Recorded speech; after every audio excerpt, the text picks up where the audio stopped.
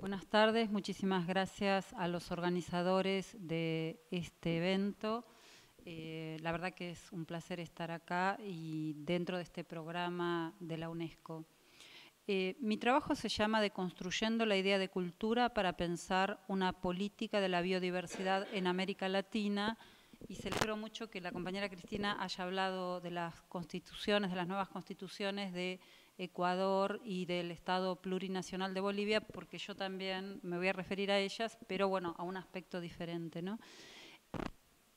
Cuando me invitaron a participar en esta jornada, la primera pregunta que me hice digamos, en lo que sería la consigna de esta mesa, que es la cuestión de la diversidad cultural, fue la pregunta acerca de quién es el otro, ¿no? Y quién es el otro en América Latina. Es decir, nosotros diríamos, bueno, podríamos decir, el otro en América Latina son los pueblos originarios, el otro son los colonizadores, el otro son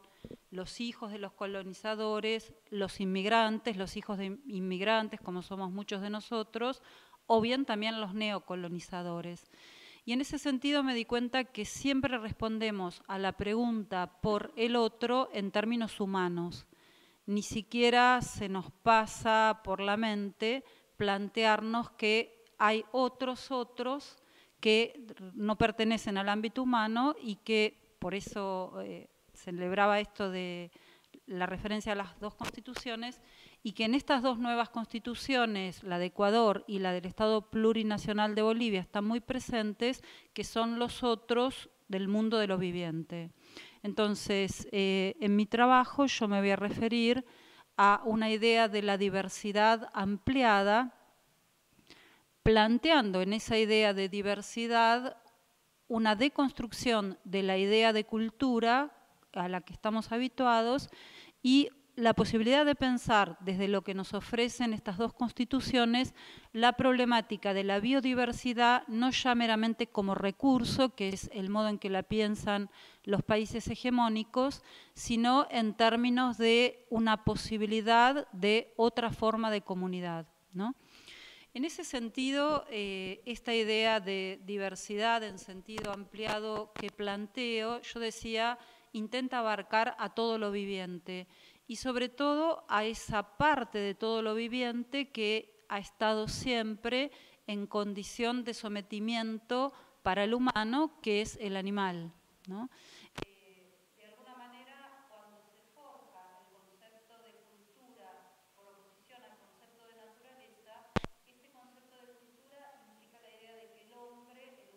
Es aquel que puede dominar y transformar la naturaleza. Y en la época del nacimiento de las humanidades, digamos, y bueno, todos nosotros nos dedicamos a las humanidades y a las ciencias sociales, en la época del nacimiento de las humanidades, esa idea de cultura y de humano se forja en relación con la idea de sujeto, ¿no? El sujeto es aquel que puede vincularse con todo lo real en términos de dominio y en términos de utilización y disponibilidad. Entonces me parece que ya estamos en una época en la que podríamos cuestionar esa distinción entre naturaleza y cultura, en la medida en que también podríamos decir que el sujeto está deconstruido, es decir, desde, yo diría con Nietzsche, desde la segunda mitad del siglo XIX, ya la idea de sujeto en esa función árgica, fundacional, que tuvo desde la filosofía moderna, está siendo deconstruida, y por eso buena parte de la filosofía del siglo XX se plantea básicamente no solo una crítica de la noción del sujeto como entidad fundacional, sino también de todos aquellos aspectos de la subjetividad que han permitido el dominio del otro, sea humano, sea viviente humano, sea viviente animal, ¿no? Entonces, desde ese punto de vista, lo que me interesa plantear, y por eso está presente la cuestión de la biodiversidad, es la problemática del viviente no humano en América Latina, y plantearla desde la idea de alteridad. En una conversación que Derrida tiene con Elizabeth Weber, él le señala que en la historia de la cultura occidental hay una figura étnica que ha formado parte de lo que podríamos llamar una suerte de elemento incluido, excluido dentro de la cultura, que es la figura del judío. Él señala de qué manera siempre el judío ha estado en esa condición, que nosotros diríamos en términos más actuales, Agamben ha señalado como estado de excepción, ¿no? Es decir, es estar dentro de un ámbito, pero al mismo tiempo excluido de ese ámbito. Giorgio Agamben se refiere al estado de excepción para referirse básicamente al modo en que en la Alemania nazi fue posible proceder a, hacerse cargo de un grupo como el grupo étnico de los judíos dentro de una zona de exclusión, pero al mismo tiempo dentro de la sociedad civil, ¿no? Y me parece que eso es lo interesante de pensar de qué manera determinados conceptos de la filosofía occidental operan a partir de un procedimiento de inclusión exclusiva o exclusión inclusiva. Este concepto que llama estado de excepción y que, lo plantea a partir de la idea de excepción y, retomando viejos conceptos de la filosofía política Agamben, en la filosofía de Derrida es la idea de cripta. Derrida retoma este concepto de cripta de dos psicoanalistas húngaros, Marit Torok y Nicolás Abraham, para referirse a algo que está en el ámbito del inconsciente como secreto, pero como secreto que no puede ser desvelado. Y en ese sentido, diríamos, tiene una forma parasitaria de estar y una forma que no puede ser llevada al ámbito de la verdad o al ámbito del decir. Por eso Derrida dice, el judío de alguna manera es la cripta del pensamiento occidental porque opera como el chivo expiatorio de muchos momentos de la historia occidental. Pensemos solamente, digamos, en el momento de las cruzadas, cuando los cruzados, antes de, digamos, en el camino hacia Tierra Santa, hacían una especie, digamos, de, entre comillas, training de lo que iba a ser su lucha, matando, exterminando judíos, ¿no? Entonces, en ese sentido, el judío ha estado siempre en esa zona críptica dentro de la cultura occidental que de alguna manera se ha forjado sobre la posibilidad de tener un grupo étnico como chivo expiatorio. Derrida no utiliza este concepto de cripta para referirse al animal, pero a mí me parece que precisamente el animal puede ser pensado a la manera de cripta, porque la distinción entre naturaleza y cultura se basa en la distinción del mundo de lo natural como el mundo de lo viviente no humano, que puede ser transformado por el ámbito de lo cultural, es decir, el ámbito de lo humano. Digo, el animal me parece que cumple esa función, que a veces es irritativo señalar esto y, de hecho, en el año 2003 se desarrolló una exposición sobre esto que ahora voy a mencionar, que es la comparación que se hace muchas veces entre lo que han sido los campos de exterminio y lo que son, digamos, los mataderos, ¿no? En el año 2003 se realizó una exposición que se llamaba justamente Holocausto al Plato, que la realizó Prescott, en donde lo que él expuso fue una continua referencia a figuras humanas en los campos de exterminio y figuras animales en los mataderos. Esa exposición fue prohibida en Alemania porque se consideró que afectaba mucho, digamos, a la sensibilidad del pueblo judío. Y sin embargo, creo que lo que está presente que estuvo presente en esta censura y lo que está presente en la irritación que provoca en muchos académicos. ¿Cómo? Sí, pero digo, no es solo la imagen, sino que está presente, me parece ahí la idea de que lo humano es lo más importante y que está presente también desde el punto de vista académico cuando se señala, ¿por qué preocuparse de la problemática animal cuando hay tantos temas humanos de los cuales preocuparse? Y me parece que en ese sentido, cuando se hace ese tipo de argumentación, se olvida que hay una vinculación estructural muy fuerte desde el punto de vista de la violencia entre la forma de tratar a determinados humanos a los que se considera animales y la forma del tratamiento de los animales. Y en ese sentido me parece que América Latina nos brinda como un ámbito de reflexión permanente, porque como ustedes saben, América Latina es uno de los ámbitos más propicios para lo que sería captura de personas para la trata de personas, ¿no? Es decir, compartimos ese terrible privilegio con muchos países asiáticos y en ese sentido la trata de personas es muy paralela al tratamiento que se le da a los animales, ¿no? Es decir, las personas que son capturadas para ser sometidas a servicios en la trata de personas reciben un tratamiento animal. En ese sentido es que yo señalaba, en América Latina tenemos la posibilidad de pensar esto de manera muy especial por este triste privilegio que tenemos. Y también creo que tenemos la posibilidad de pensarlo porque los pueblos originarios de América Latina fueron animales para los colonizadores.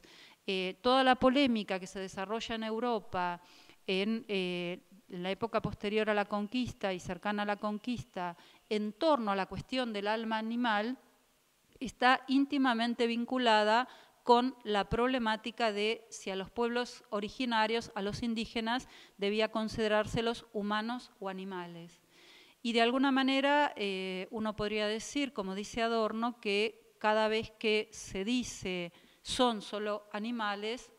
eso que se dice, digamos, comparte un elemento discursivo de violencia, no solo para los animales, sino también para los humanos degradados a la condición de animales. Por eso yo hace varios años que vengo trabajando la problemática del animal, porque me parece que hay que darse cuenta de ese vínculo tan estrecho que existe entre el tratamiento de los animales, el tratamiento que nosotros les damos a los animales y que consideramos que naturalmente debe darse de esa manera, y además creo que en esa idea de sujeto también está presente la idea de que el animal naturalmente está al servicio de lo humano,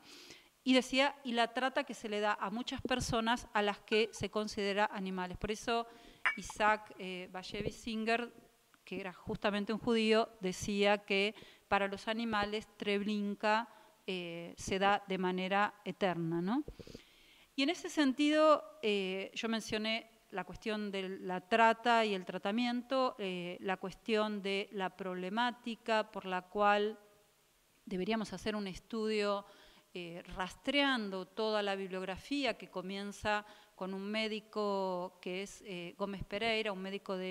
español que plantea justamente en su obra Antoniana Margarita la problemática de los animales, señalando que los animales no sufren y que por esa razón digamos, no existe ningún problema en utilizar a los animales como se los utiliza y maltratarlos, porque, como él dice, sería poner en duda la bondad humana si ese tratamiento que se le da a los animales implicara que los animales sufren. Fíjense que es un argumento muy enrevesado precisamente para justificar moralmente que el hombre es aquel que tiene el derecho del usufructo de los animales, ¿no?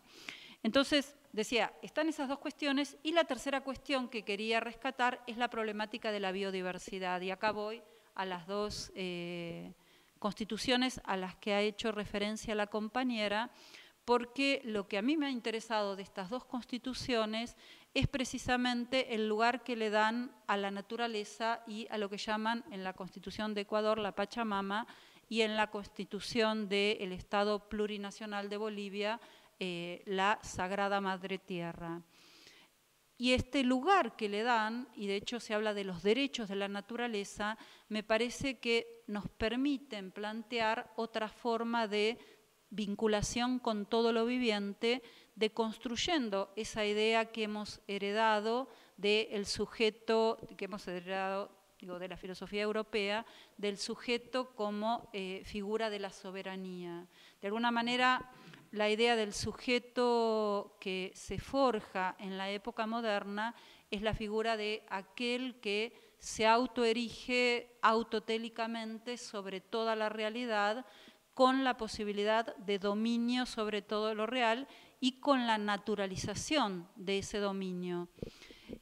Desde ese punto de vista, me gustaría leer un pequeño pasaje de cada una de estas constituciones para remitir a esto que menciono como la problemática de la naturaleza.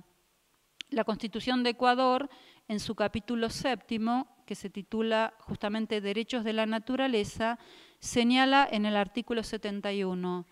la naturaleza o Pachamama, donde se reproduce y realiza la vida, tiene derecho a que se respete integralmente su existencia y el mantenimiento y regeneración de sus ciclos vitales, estructura, funciones y procesos evolutivos. Toda persona, comunidad, pueblo o nacionalidad podrá exigir a la autoridad pública el cumplimiento de los derechos de la naturaleza.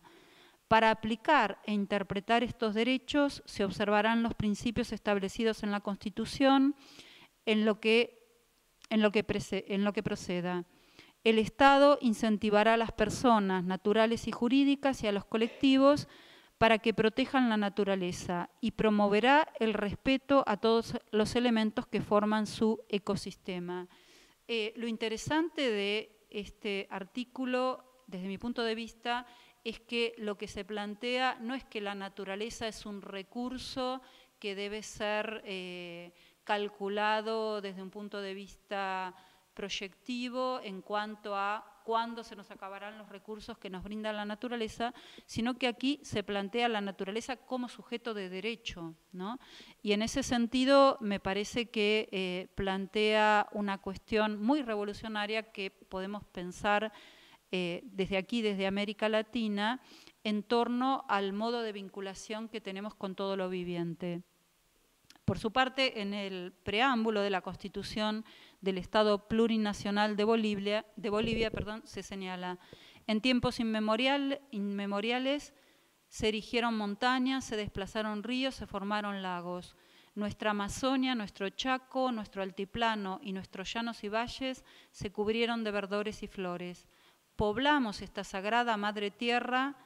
con rostros diferentes y comprendimos desde entonces la pluralidad vigente de todas las cosas y nuestra diversidad como seres y culturas. Así conformamos nuestros pueblos y jamás comprendimos el racismo hasta que lo sufrimos desde los funestos tiempos de la colonia. El pueblo boliviano, de composición plural, desde la profundidad de la historia, inspirado en las luchas del pasado, en la sublevación indígena anticolonial, en la independencia, en las luchas populares de liberación, en las marchas indígenas, sociales y sindicales, en las guerras del agua y de octubre, en las luchas por la tierra y territorio y con la memoria de nuestros mártires, construimos un nuevo Estado, un Estado basado en el respeto e igualdad entre todos, con principios de soberanía, dignidad, complementariedad, solidaridad, armonía y equidad en la distribución y redistribución del producto social, donde predomina la búsqueda del vivir bien con respeto a la pluralidad. Y esta expresión, vivir bien, es la expresión que utiliza Evo Morales cuando hace su presentación de esta nueva Constitución, señalando que de alguna manera el pueblo boliviano está conformado por los bolivianos originarios, que él dice son los más y los más pobres, y los bolivianos contemporáneos, que son los menos y los más ricos. Y me parece que en ese vivir bien, y a partir de la idea de biodiversidad, no solamente como recurso, que de alguna manera yo diría, la idea de que la biodiversidad es un recurso es una idea de los países hegemónicos en relación a los países en vías en desarrollo. Nosotros en América tenemos como estados declarados megadiversos a México, Ecuador, Brasil, Perú, y me estoy olvidando de alguno, no sé si acá las compañeras. ¿Cómo? Ah, no sabía, no, Costa Rica creo que no. Bueno, me estoy refiriendo a la declaración de los estados megadiversos. Claro, recuerdan que en el año 2000 se declararon 10 años de la biodiversidad y en el 2010 se reafirmó y digamos estamos en la segunda década de la biodiversidad. Estos países considerados biodiversos, bueno, junto con otros países como India, China, Malasia, Australia, etcétera,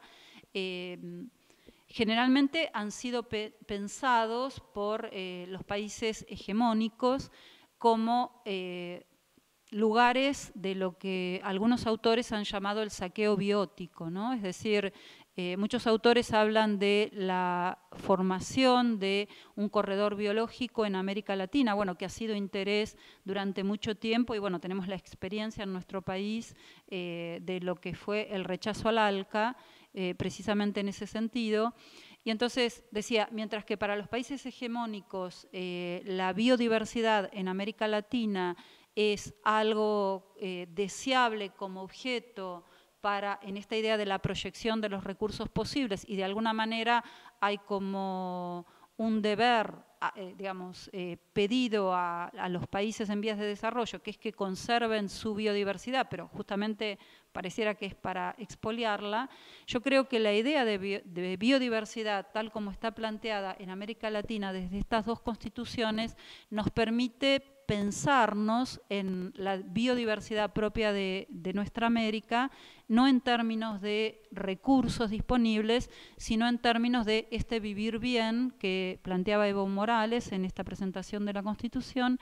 Y en ese sentido yo creo que podemos pensar a partir de esto una idea de comunidad con todo lo viviente, en donde deconstruyamos un poco esta idea de que el humano es aquel que dispone de todo lo vivo para su provecho. Recuerdo que la primera vez que estuve en Bogotá, en una visita que hice al Museo del Oro, me llamó mucho la atención la referencia que se hacía a una etnia que llamaba a todo lo viviente las gentes, ¿no? Es decir, no hacía distinción entre los humanos y los animales, sino que utilizaba ese término para referirse a una suerte de colectivo de todo lo viviente. Yo creo que en América Latina, desde esta idea de biodiversidad y de esta idea de los derechos de la naturaleza, la posibilidad que tenemos es la posibilidad de pensar un vivir bien, como señalaba Evo Morales, o lo que podríamos indicar como un vivir con o un ser con todo lo viviente, no en términos de dominio, sino precisamente en términos de el vivir bien. Y por eso esto es un poco lo que quería traer a este debate, que es esta posibilidad de pensar no simplemente un estar juntos, que esa sería casi una figura del derecho posible, sino un vivir juntos bien con todo lo viviente, en esta biodiversidad planteada no como recurso, sino como ámbito en el que nos movemos como habitantes de este continente. Nada más, muchas gracias.